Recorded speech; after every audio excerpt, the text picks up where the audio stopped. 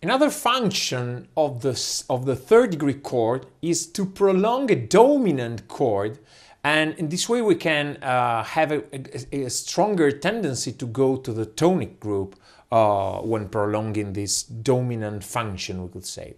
So let's take the following example in C major. Let's start from the fourth degree chord, then let's switch to the dominant chord, and then let's switch to the sixth degree chord.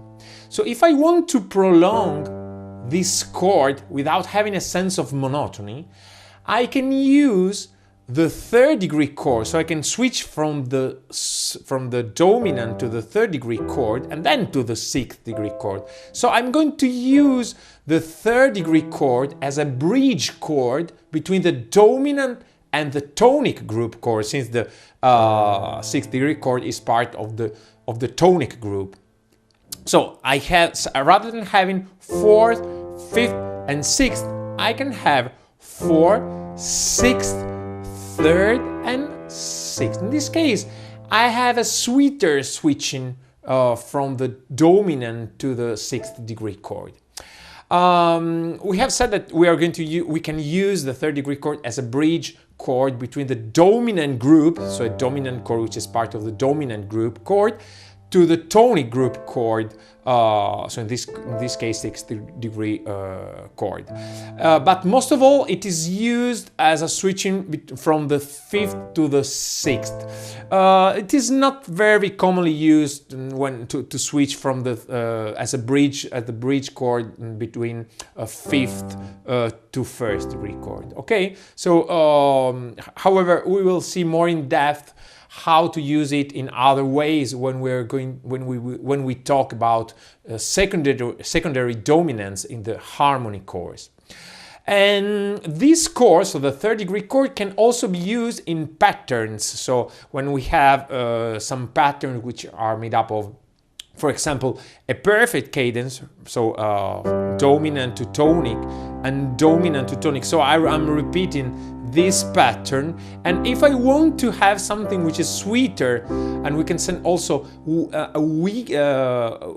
something which is weaker, so with a weaker tonal sense, rather than using dominant to tonic, I'm using third degree to tonic, third degree chord to tonic. So in this case I have something which is not so strong as a tonal sense.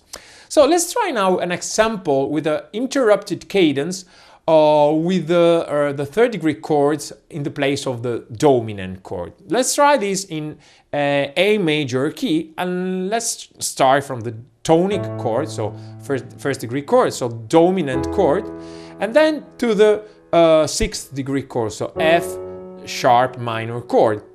In this case, fifth to the sixth is the interrupted cadence.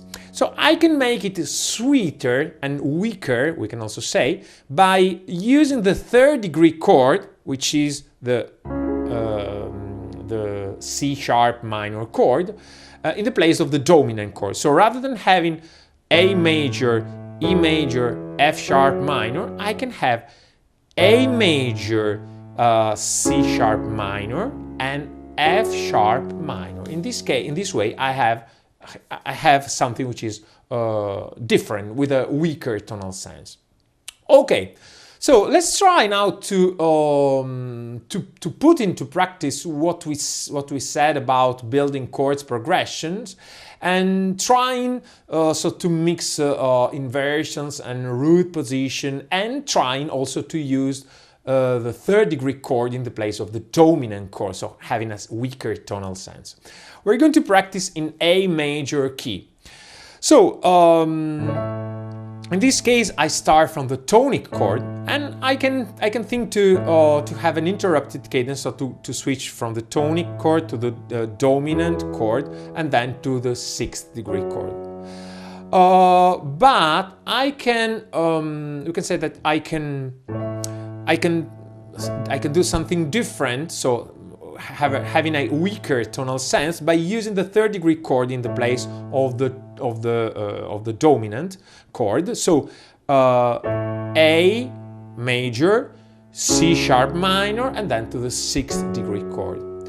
So this is the tonic group chord this is the dominant group chord because we're using the third degree chord as with a dominant function, we could say. Then again the tonic group chord, and I can prolong the tonic group by using again the first degree chord, but in a different inversion, so by using the second inversion, and I can create also a descending scale in the bass. So I can have something like this.